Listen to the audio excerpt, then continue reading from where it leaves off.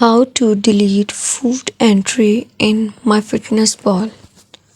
Firstly, open MyFitnessPal app. You can see the app will appear. You have to see at the bottom that there is a diary option. Click on it. The foods will appear in breakfast, lunch and dinner. Select any of the meal which you want to delete. Click on it. Just press and hold on it. You can see delete entry. Click on delete.